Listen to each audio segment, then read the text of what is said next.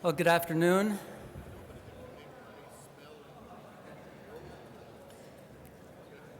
I hope you're enjoying the lunch. My name's Phil Reny. I'm chairman of the economics department. I'd like to thank the organizers, Kevin Murphy, Jesse Shapiro. So far, the program's been superb, and I'm looking forward to the afternoon sessions as well. It's always great to celebrate Chicago economics, and on a Saturday when the alternatives are gardening and shopping, that's especially more so. And indeed, it's fortuitous to be celebrating Chicago economics at this time when several of the members of the economics department have received prestigious awards and prizes recognizing the fundamental importance of their work. Let me mention a few. Lars Hansen was awarded the 2007 Irwin Klein Nemers Prize in Economics. Just last week, President Bush awarded Gary Becker the 2007 Medal of Freedom. And a couple of weeks before that, Roger Myerson was awarded the 2007 Nobel Memorial Prize in Economics. So far, the year's going pretty well. The economics department is proud of its history, and it's very proud to have strong ties with the Graduate School of Business. Both the department and the business school, as Kevin so nicely put this morning, we share a common goal of trying to understand the world through economics, whether it be the world of financial markets, the developing world of corporate incentives, or the world of behavioral anomalies. Our common goal is to understand these worlds better, and again, as Kevin said, by combining the rigors of analysis with the disciplining nature of data. And, judging by the influence we've had on the profession, very few institutions do this better. Now, the Becker Center in particular further strengthens the already strong ties between the economics department and the Graduate School of Business. It has this terrific program for bringing young research fellows into our radar screen, and thereby providing an opportunity to recognize and help develop innovative scholars at an early stage in their career. Indeed, we recently hired a Becker Fellow, Emily Oster, to a tenure-track position in our department, and this is just one of the ways that the Becker Center really binds us together, the economics department and the Graduate School of Business. And I think it will further help economics at Chicago maintain its dominant position in the profession. Now, but the success of the Becker Center, I think, will ultimately be tied to those who direct its activities on a daily basis. As you know, the first and current director of the center is Steve Levitt, who by all indications, and as any of us could have predicted, is doing a terrific job. It's hard to imagine how Steve fits it all in, I have to say. He's not only the director of the Becker Center, Steve's the editor of the Journal of Political Economy, and as far as I can tell, neither of these important and really demanding tasks seem to have put a dent in his research activity.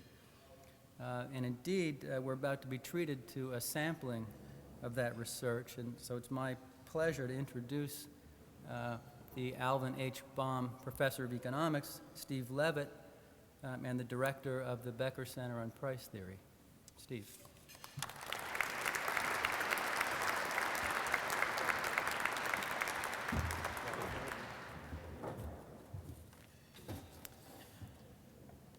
It's always a stirring reminder when I can see large crowds of people showing up for our Becker Center events on Saturdays about the special nature of Chicago, our Chicago alumni, our Chicago community, and the chance for people to see the caliber of the faculty that are on the panels today is truly amazing. Now, as you can tell, I'm not quite of that caliber. I get the lunch spot instead of the actual formal roles, but I'll take whatever I can get. That's been always my view of the right approach to things.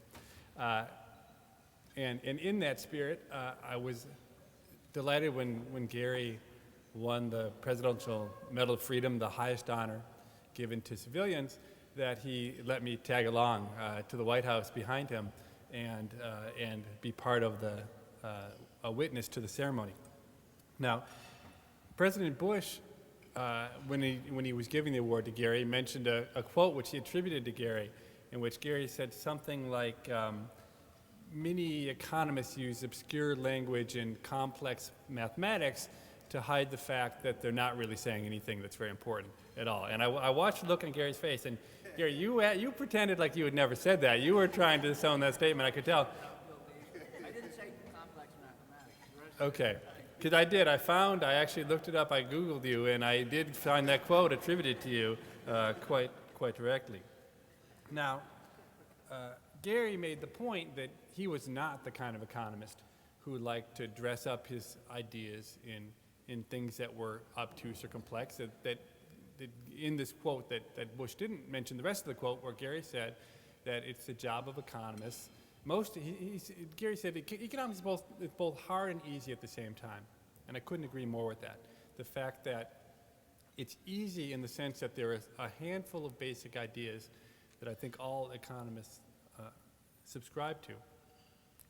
But I never would have imagined how hard economics was until I met Gary and Kevin in particularly, because I remember, so when Austin Goolsby, I don't know if Austin's here, but Austin Goolsby and I, when we were graduate students at MIT, we thought we knew lots of stuff. We thought when posed with a new question, we'd know the answer. And then we'd have lunches at the Quad Club here with Gary and Kevin, and whatever the new problem of the day was, Austin and I would throw out the question and our answer, and then Gary and Kevin would say, what are you talking about? That's not the answer at all. And they'd explain to us why we were wrong. And I figured 10 years later I would know the answers like Gary and Kevin seem to, but unfortunately I'm still very much trying to figure out the answers, and I think that's the sense in which doing economics right is very hard.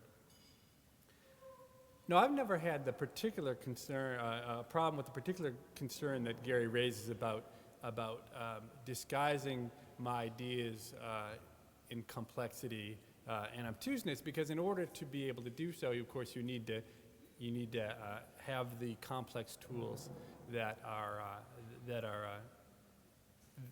to disguise the things. Now, more than probably any of the other economists at the University of Chicago, I'm an accidental economist. I did not ever have the idea that I would be an economist. I didn't expect to be a professor. I'm dating myself, but when I was in college, my goal was to have the job of being the most powerful person in corporate America, which was at that time I thought being the CEO of IBM, which just shows how it's probably a good thing that I didn't actually make good on that dream. But I had no idea, although consistent with what Gary says, of the state of the profession before I tried to enter it. So David Colander, who's an economist at Middlebury, did a survey of academic economists. There was a multiple choice question. He said, what is the single most important attribute for success in our profession? And if I remember correctly, the very first choice, A, was a good working knowledge of the economy. And it turned out exactly 2% of all the academic economists believed that that was the most important attribute to have in succeeding in our profession. Roughly 70% said proficiency at math. That was what economists thought you needed to be good at economics. Okay? No one has ever accused me of being proficient at math. And I think the best story I have in that regard relates to my 20-year high school reunion. I was a terrible calculus student in high school, and at my 20-year reunion, which happened a few years ago, my high school calculus teacher showed up to this 20-year reunion. Now, he was not a young man when he had taught me. He was at least in his 60s, so he was in his 80s when he showed up at this reunion. And I honestly can say that I've been terrorized and have bad dreams about this guy for the last 20 plus years. in part because he didn't teach calculus the way we usually think about teaching calculus. His idea of teaching calculus would be to draw saddle-shaped figures on the board and then rotate them. And I understand now how that relates to calculus, but at the time I had no idea how that related to calculus. So anyway, I've wanted to get back at this guy for a long time, and so I thought when he showed up at my reunion, I finally had this chance that I never expected to have to punish him for all of the bad dreams I'd had in the intervening 20 years. And I pondered what could I do to this guy to actually inflict pain on him in this reunion. And I thought I'll do what my students do to me on a regular basis, which is after many years, 7 or 10 years since I've taught them, they see me and they come up to me with a big smile on their face and they introduce themselves and they look expectantly at me, waiting for me to remember the topic of their term paper and what a wonderful paper it was that they had written, and all of the great times we had in class, when unfortunately usually I struggle to remember who they are, what class I might have taught them in, anything about them. So I thought, okay, I'll turn that around on Mr. Drexel, who was my teacher, and I walked up to him and I said, Mr. Drexel, you taught me calculus 20 years ago. And as expected, he looked at me completely blankly. And rather than ease the silence, I thought I'm just going to let this last as long as possible. Let's see what he's going to say to redeem himself at the end of this. And then he kind of began to smirk at me, and I wondered, what does he have to smirk about at this moment? And he said to me, wait a second, did you get a 2 on the calculus AP exam? I said, as a matter of fact, I did get a 2 on the calculus AP exam. And he said, that is the single lowest score of any student I ever taught. Now I remember you, and the memories flooded back about all of my incompetence, which I had exhibited in high school calculus. Now I proved this too was a no fluke when I showed up at Harvard, and they give you a battery of tests about to place you into courses. And in math, my course placement was into a course called Math 1A. Okay, it was the lowest calculus course they offered in the university, and I took the course, and I did well, as you might expect, given that I'd just done a year of calculus, the exact same material, that I might do better the second time. And it was the last math class I've ever taken in my life. Now, the thing was, I wasn't planning on being an academic. I was not taking any of the right steps to be an academic. I went and did consulting for a number of years. And then everything was going fine until I had the brilliant idea that I missed the intellectual environment of academia, and I would go back to get a PhD. I applied to schools. Derek knows what I'm going to say next, because I didn't apply to a Chicago. It's a good thing I didn't, because Derek told me that he was in charge of recruiting that year, or maybe it wasn't, I guess maybe not quite, but he knows that any application I would have sent to Chicago, they would have thrown into the garbage before any faculty member looked at it, because I was so underqualified for the program. Now MIT apparently had a different set of standards, and they let me in, despite the fact that I didn't know anything. But I didn't realize I didn't know anything until I showed up at the first lecture of introductory, the first year micro class. And the professor, it was Frank Fisher, famous economist, was writing complex formulas on the board that were of course loaded with derivatives, and that was fine. I knew what a derivative was. But then as I looked more closely, it seemed like there were these two different kinds of D's in these equations. There's one D that looked like a regular D, but there was this other sort of script D. But I had never actually seen this script D before, and so I figured, it's just bad penmanship. And in my notes, I just wrote down D. But the longer the lecture went on, I realized that there was something funny going on. So I turned to the guy next to me, this guy named Neil Rappaport, now an economist at Air Force Academy. I said, hey, is there a difference between the curly D and the straight D? And he turned back to me and he said, you are in so much trouble. Well, he was right. I was in so much trouble. I didn't know anything. Now, the thing is, the math you need in economics, at least to pass, isn't that hard, all right? And so I was able to work hard, and I was able to learn some of the math, but it was a slow and painful process. And that was punctuated by the fact that on every single problem set that I turned in this micro course, which is really the bellwether course, in the very same way that the 301's a bellwether course here, I got either a check minus or just a straight minus on every single problem set. So I wasn't feeling that optimistic about what the future would hold for my academic hopes. But what was interesting, what it turned out to be interesting, is that when you gave people a week to do a problem set, it helped to have a lot of math, because then you could actually slog through the problem and get to the right answer. But if you only had an hour and a half, it turned out that having good intuition was a big advantage. Okay? And having no math for the entire quarter forced me on every problem set to try to develop intuition, to the point where when I actually did the exam, it turned out I got an A on the exam. I think I got the first or second best score in the entire class, much to the shock of the TA, who was expecting me to be shipped back to Minneapolis at the end of the quarter.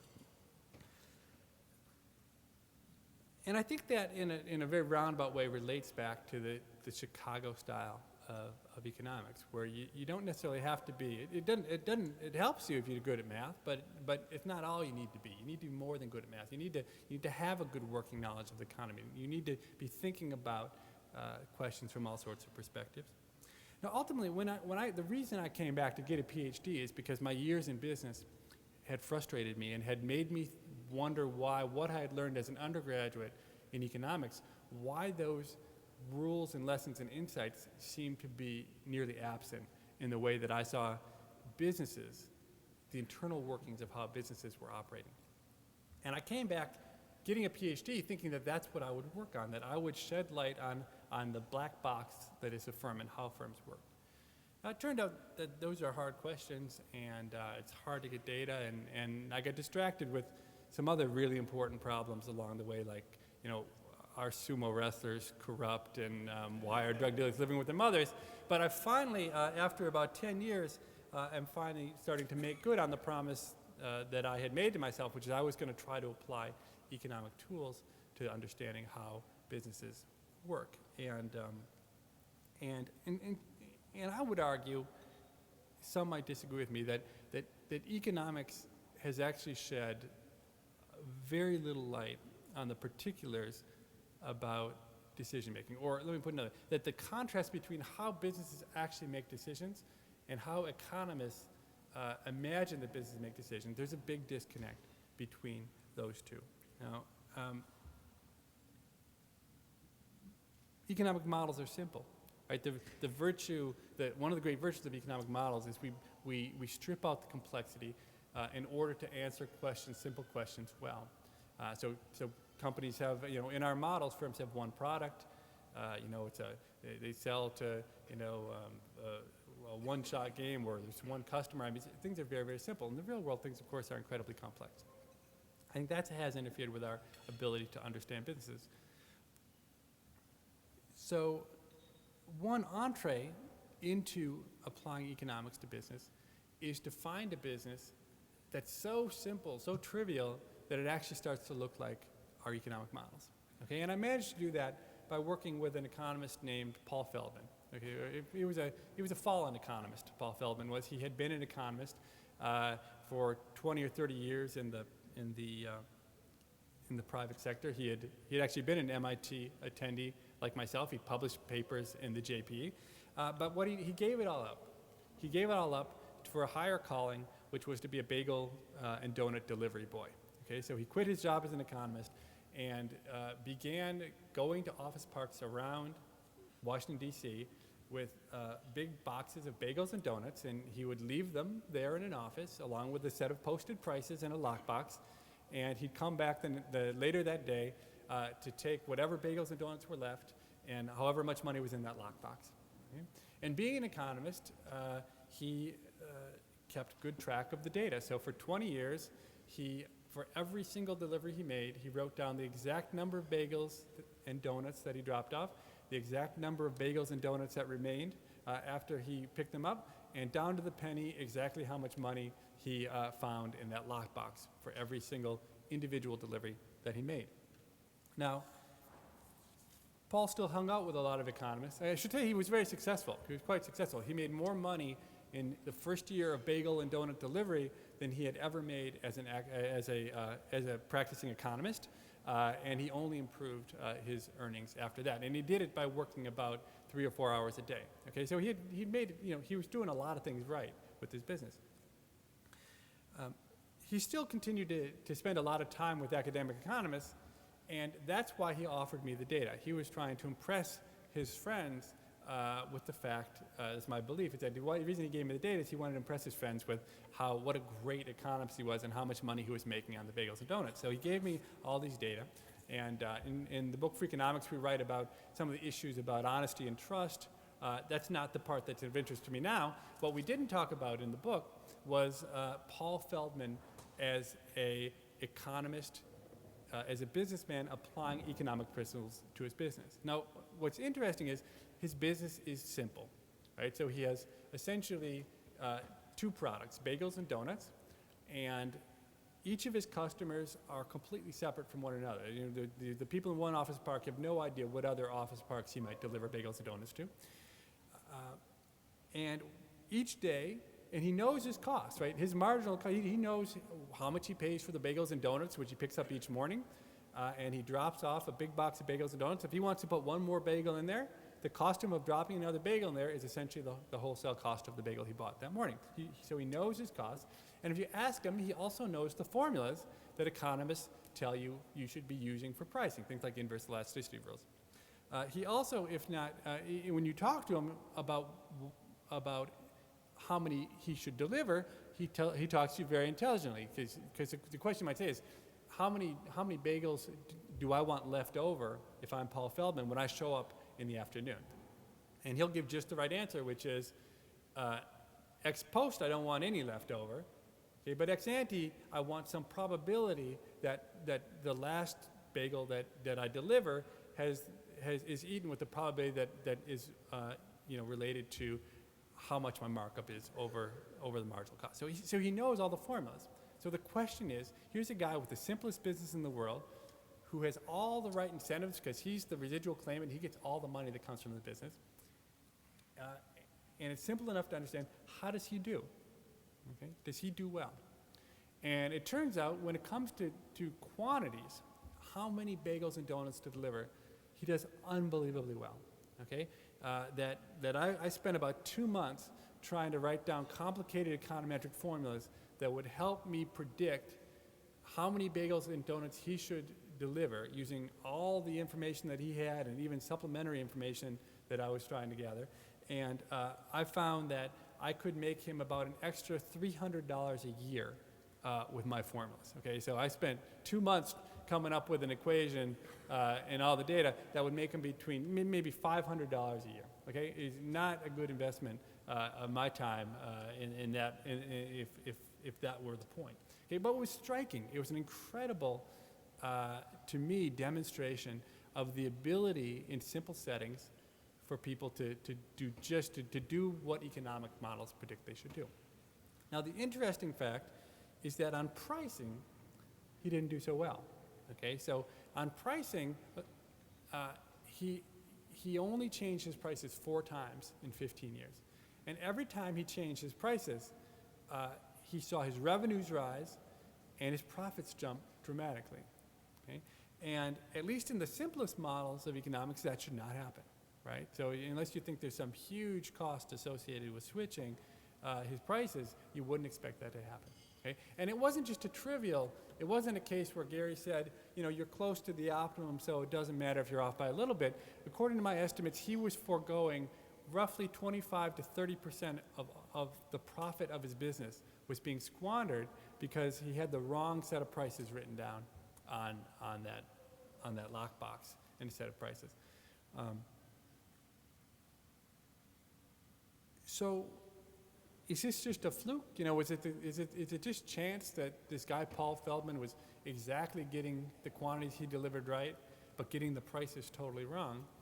And the more I thought about it, the more I realized that it probably was not a fluke at all. And it actually relates exactly to Richard Thaler's point that he emphasized about feedback. For Paul Feldman, when it came to quantities, he had tremendous feedback. Every day, he would pick up the leftover bagels and donuts, and he would know exactly how many were left over, and he'd be able to adjust. He'd be able to see what sort of demand shocks. He might have some visual evidence of demand shocks. He'd be able to see what was left over and adjust his quantity the next day. And he got very, very good at doing those rules of thumb kind of calculations to try to optimize quantity. On prices, he got no feedback. He changed his prices 4 times in 15 years. He had no idea what the right price to charge. He just had a price, and if the price seemed right, and he kept it. And so he had no way to know, well, if I change my price, will I do better? Not that he had no way to. He did not put into play any sort of mechanisms for developing the kind of feedback that was so effective in quantities and bringing that to prices. Okay? I think that is a general point about businesses. So I don't have a lot of intelligent things to say about how businesses should run, but one thing that I truly believe is that many businesses have not been set up with an idea towards maximizing the amount of feedback they are getting about the decisions that they make. Indeed, I would say many of the businesses I talk with have just the opposite. They have an aversion to feedback. Okay, and I don't blame them, because given the choice, if you aren't the one who's getting the benefits, the less feedback, the better, right? So feedback will tell you all the things that you're doing wrong. Feedback will tell you all the things that require extra work. It's much better to just avoid the feedback completely if you're not the one who's going to get the benefit, and to keep on doing the way you're doing. And as I've proposed over and over to businesses, ways in which they can increase the feedback, it is clear that oftentimes it's not just that they haven't thought about getting feedback, it's that they actually have thought about generating the feedback and are trying hard not to get into situations where they can be measured. I tell you, so what are the examples of things in business that are hard, that give you very little feedback? Marketing, advertising, pricing, I think, new product innovations. I think those are all areas. I'll give you one example. So Chad Severson's been working with me on a lot, and John List as well. So we proposed to one of the big 3 automakers. We were there. We met with the CEO, actually in a room right up there. And they said, come up with any projects you want. We have so many problems that we're sure that you can figure out some of them for us. And so we gave them a long list of about 7 different projects we wanted to work on. And they were very receptive to every one, except for the one in which we said we wanted to try to use essentially internal markets to generate feedback ahead of time about which of the new models they introduced were going to be successful. Okay? And that one, for reasons we never fully understood, but which are consistent with the idea that that they weren't interested in feedback, came back, as Chad will attest, stamped with a big, so the actual version, the PDF thing came back with a big stamp that said terminated, okay, right over it, okay? They had no interest in trying to figure out ways in which they could generate feedback about that. Now, it turns out even Paul Feldman had zero interest in learning, when presented with my evidence, I think he basically believed me that I was right. And yet he never changed, he didn't change his prices. And I asked him why, and he said, well, there's just too much business risk. Right? If I raise my prices, I face tremendous risk. And I suggested to him that there are ways to test this, right, to generate feedback with almost no risk at all, which would be to just simply randomize, okay, use experiments, the holy grail of scientific method, to when he gets new customers, to sometimes charge, say, my prices, and sometimes charge his prices randomly. And he never did it, and I think it's hard to understand why he didn't do it. I think it came down to psychology and the shame he felt about the fact that he had been doing things wrong for so long, and it made it hard for him to come to terms with it.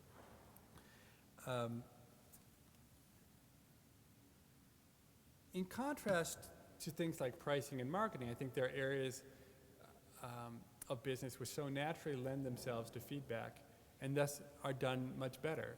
So, for instance, inventories, figuring how to stock shelves. Incredibly easy problem. It's very much like Paul Feldman's problem, where you go, you see what sold, what didn't sell. It's easy to figure out what you should do the next time around. Production. So Chad and John List and I have been working on a Chrysler assembly plant to try and understand how over time they get better at what they do, and they get incredibly better very quickly at making things because they get feedback. They actually see which cars, when the car doesn't run or when things don't fit right, and they change the process. in response to that.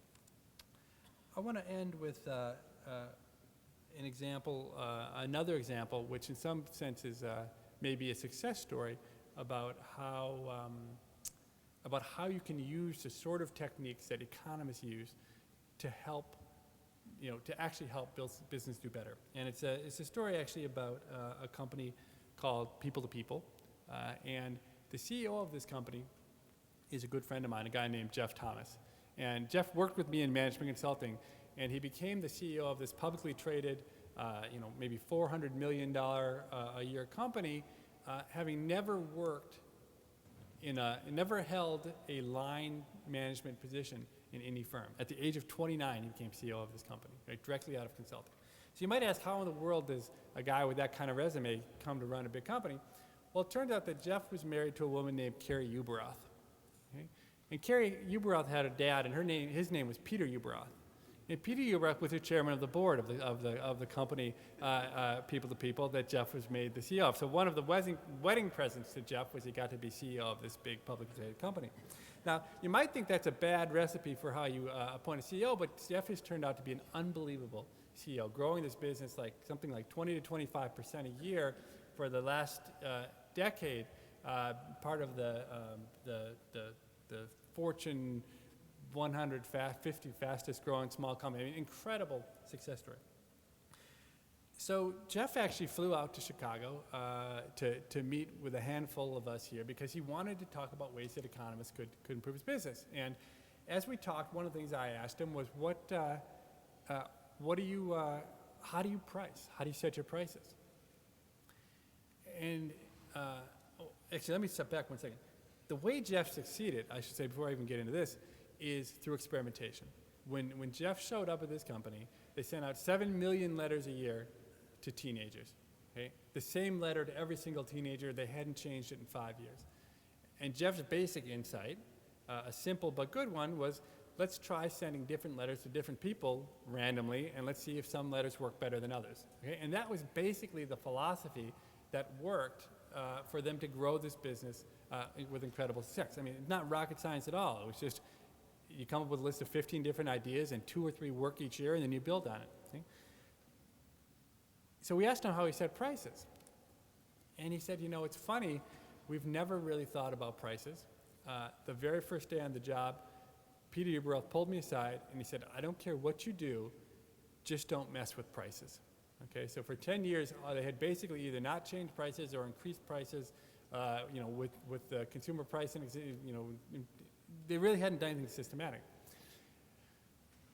So they allowed us to look at their data. Now, they had no price variation that was intentional. The only price variation they had in their data was the fact that all their trips are priced from either Los Angeles or New York.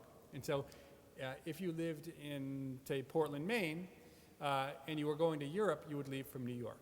Okay, that's their businesses. I should say, they send high school kids to Europe for 3 weeks, okay, or to Australia for 3 weeks. So if you wanted to go to Europe, you left from New York. And if you were in Portland, Maine, it was pretty cheap to fly to New York. And that's how they have what's called an air add-on, where they add on the price of getting from wherever you are to New York to the trip. Every kid in America faces the same basic price for the trip, but the ones who are in Portland, Maine, can get to New York pretty easily. It's expensive to get to Los Angeles. The ones who are in Portland, Oregon, it's easy to get to Los Angeles and then to Australia. It's harder to get to New York and then to Europe, okay, in terms of prices. So that was the only price variation they had. And we looked at the price variation, and the strange thing was that when you ran the kind of regressions economists run, you found that the higher the price was, the more people seemed to like the trip. Okay, now, obviously you don't really believe this. This is not, this is what we call endogenous variation, that, maybe if you live in Portland, Maine, going to Europe's not that exciting, but going to Australia is very exciting, okay, and the opposite if you live on the West Coast. Hard to say, but whatever it was, it certainly looked interesting enough to go out and do an experiment where we actually got them to set prices randomly for customers to see what people's response was. And the response to our experiment was pretty interesting. Now, they wouldn't do big price changes. We suggested 25% price changes, increases, and they laughed. And we eventually settled on 5 and 10% price changes. And what we found is that, in this experimental data, so we randomized how different people found different prices, And different people saw different prices. And again, strangely enough, we found numbers that were zero in terms of price elasticity. And if anything, it looked like people like to pay more. Okay, and I don't really believe that they like to pay more, but in the experiment, the numbers that came up were essentially zero. So the little experiment made them a few $1 million, and rolling it out to all of their customers, if our numbers, if you say there's an elasticity of 1 or something, it's going to be worth a lot, $15, $20 million to them. So they rolled out big price increases here, okay? And this is a good example of where you're not clear whether you shouldn't listen to economists or the world is complex or some other thing. But so what happens, but they raise their prices, and it turns out that their bookings fell by like 40% this year, okay? And they just had a conference call, and they got on the conference call, and as you watch it, their stock fell 50%, okay? In an hour, their stock fell 50%. So the question is, are we on the hook for $250 million in damages to the shareholders or not? So what else happened? So obviously the economy is in a different situation than others. It turned out that the Iowa Attorney General also said that their letter was misleading and forced them to rewrite their letter in a way that made it much less compelling in tests where they did last year. And on top of that, one of the lists that they buy just had a dismal performance this year. But something happened with the list they were buying from a third party, which caused less than half as many people who got that letter to want to show up. Okay, so it's a case where the world is complex and economic models are not as complex, and you might say, well, God, now the easiest thing to do is to pin on the economists the idea that we raise prices and that's what killed us, and if we just go back to the old prices, things will be fine. Okay, and that's where the power of feedback and experiments becomes so evident. Okay, because we were smart enough to know that when you raise the prices, you also want to continue to experiment with other prices, higher and lower. So we built in this year to their mailings that they would have both some customers who saw higher prices and some customers who continued to see the old lower prices. Okay, and the data are still coming in, can't be certain, but it looks like actually when you do that experiment that the highest price elasticity we're going to see is 1, which means that if anything, they didn't push the prices high enough. It was other things that were getting in the way, but it's, I think, a clear example. So I haven't really stressed it, but the idea that you run experiments in companies is one that is not nearly as widespread as you might think. Okay, and I think on the upside with this example of people to people and what we think they learned from the first set of experiments, the beauty that's, I think, underappreciated even by people who like experiments is the fact that in a world where that is complex and where there's an asymmetry between the amount of adulation you get when things go well and the amount of punishment you get when things go badly, experiments are a way of safeguarding yourself against being easily punished for things that were not necessarily your fault. All right, so last thing I want to say, I don't just want to apply these ideas to other people's business. I want to apply them to my own business. And so when HarperCollins came to us and said that they were going to put a full-page ad advertising Freakonomics in the New York Times, I said to them, do you think that actually works? And they said, we have no idea if that works or not. We've never tried to measure it. It's just something that we do. And so I made sure when they did it in a way that would allow us to measure. We have access to weekly sales of our book by market. And so what we did, we had them put the New York Times ad on a Thursday. And we thought we've been tracking the sales of Freakonomics by market. And they'll advertise in the New York Times, but on Thursday, that's pretty much very few, many fewer people outside of New York read the New York Times on Thursday than do on Sunday. So we'll look for a shock, and we'll see what happens to sales of Freakonomics in New York relative to other places. Well, so the ad came out, and the publisher called us, and she said, the ad worked great. Your sales are up 35% this week. And I said, it is the week before Father's Day, and we did do an appearance on the Today Show yesterday. So it's not that surprising our sales might have jumped 35%. And of course, if we pushed it further, say, well, of course it's the week before Father's Day. We wouldn't do advertising in the New York Times for your book if it wasn't the week before Father's Day. So I had them send me the data, and it turned out that as far as I could tell, at least over the time horizon of 1 or 2 months, this $50,000 ad in the New York Times had sold between 0 and 100 books. Okay, it was a dismal, dismal failure. I mean, in the data, you saw no evidence it sold any books at all. And I went to the publishers and I said, look, this ad looks terrible. I'm not sure that we want to be doing a whole lot of this.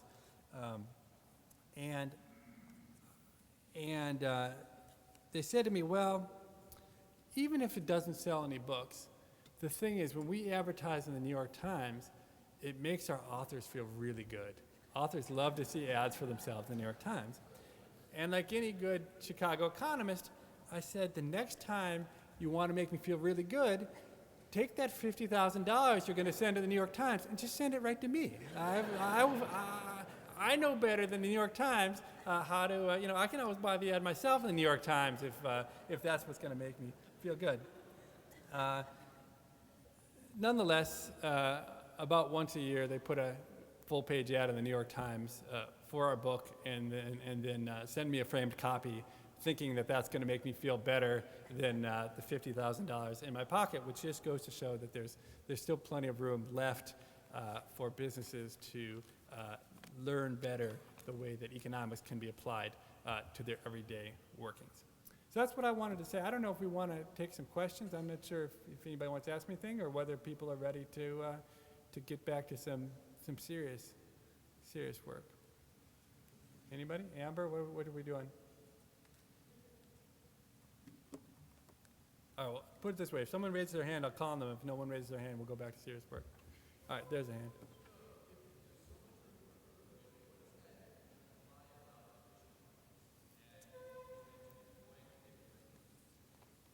Yeah, I'll repeat that question. So if there's so much room for improvement, what does that mean about efficient markets? I think anyone who's worked in a big business will recognize the fact that the tests that big businesses engage in are so complex, and the agency problems between employees and the owners are important and difficult, that businesses are far from anything like an efficient frontier. I mean, you look at examples like Walmart, where, if I understand correctly the way people describe it, what Walmart figured out how to do was to do logistics better than anybody had ever done it before. Okay? And logistics is exactly the kind of problem that I think you get feedback on, and if you try to do well, can do well. And just by doing that aspect well, Walmart devastated the competition. But actually, Kevin, you and I had this conversation once when we were dealing with Walmart, the Walmart lawyers, and you and I both independently had thought that the Walmart lawyers were going to be a lot different from other lawyers. Going to be really efficient. They're going to, have an agenda, make things happen. But they were just like every other lawyer. They spent a lot of time talking about stuff that didn't matter. They didn't call when they said they're going to call. They wanted to pay you a lot of money to do projects that couldn't possibly be, that could only be detrimental to Walmart in the future. And so I think the thing is, the problems in business are unbelievably difficult. Unbelievably complex. You think about the number of moving parts in a big business and how many products they have and trying to get stuff to different places and employ. It's really, really hard, in a constantly changing market. So I think you don't want to take, my view is you don't want to take, in this context, efficient markets too literally. I mean, what you have is force of competition clearly at work, right? So the companies that are doing things better are going to grow, they're going to thrive. There's no doubt about that. But I think there's enough slack in the system that you can do a lot of stuff wrong and still be incredibly successful. But I think to a budding business people, I think what this is saying is, you only have to get a few things really well, do a few things much better. And I think there's enormous rents out there for people who, because it's a scarce resource, right? It's not easy to figure out how to do this stuff right. And it's not surprising if it's a scarce resource that it'll be well rewarded in the market. And I'll take one more question if there is one more question. Yeah.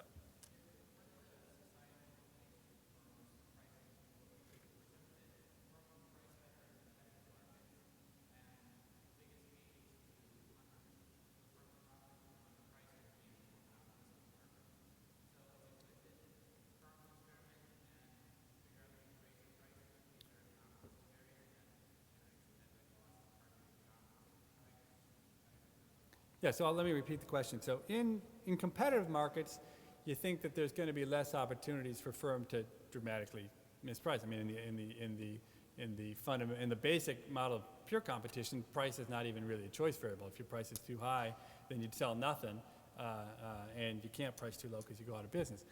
And so, so where firms are going to be making mistakes are in markets that are not nearly as competitive in terms of pricing, and is that, you know, to the first order, is that transferring money from consumers to producers as opposed to maybe generating real resources? So, I mean, clearly it's a mix of that, right? So getting the price right gets, you know, the thing that costs you in terms of economic distortion is getting the quantity, right? So if you charge the wrong price, the people are consuming the wrong quantity, and that'll create deadweight loss. More fundamentally, I think that in my own view, I think probably people in the room won't share it, economists, but markets are much less competitive than people, I think, tend to believe. That I think at least in the medium run of, like, you know, a year or two, I think almost any firm can raise its price substantially and not see all of its business disappear. I mean, that may not be true of you know, something that's a pure commodity, but I think even pure commodities. I mean, I would bet if you took concrete, for instance, you could raise your price in the short run and not see, you know, not see that big a hit in your quantity. So I think that's also an area that there's more room for economists to think about, which is in the real world, how competitive is business, and what does that mean for our models? And I think in general, it's hard to find examples of businesses that are really, really competitive, or at least, you know, most big businesses, the products end up. I'll give you another example. So Chad Severson and I have been looking at. This is the last thing I'll say, and then I'll stop. Chad Severson and I have been looking at retail electronics, and so if you have two big stores like a Circuit City and a Best Buy, so competing. And so we have data from a big company, and we can look at their sales before and after one of their big competitors opens up, you know, a huge store, you know, 500 yards away from them. And it turns out that they see, you know, like a 5% decline in sales when the competitor, who's seemingly a perfect substitute, opens a store right next door. Okay? And somehow it turns out that consumers do, you know, one of two things. One is that consumers don't see these two kinds of stores as perfect substitutes, or they're substituting away from somewhere else, right? So now this becomes a place where it becomes a destination where people who used to shop to buy electronics somewhere else start buying here. I mean, you don't think people are buying more electronics because they don't change their prices either. I mean, one example is this store, this company charged the exact same price in every store in America, regardless of whether there was a competitor next door, whether it was in New York City or whether it was in Oklahoma. Here's another example of how firms have a really hard time thinking about prices. And I think once you start seeing data like that, it makes you rethink the idea that really heated competition is making our models look like perfect competition. Anyway, let me stop there. We have a full slate of sessions for the afternoon. It was a pleasure to talk to you, and if anyone wants to talk more, I'll be around all afternoon. Thank you very much.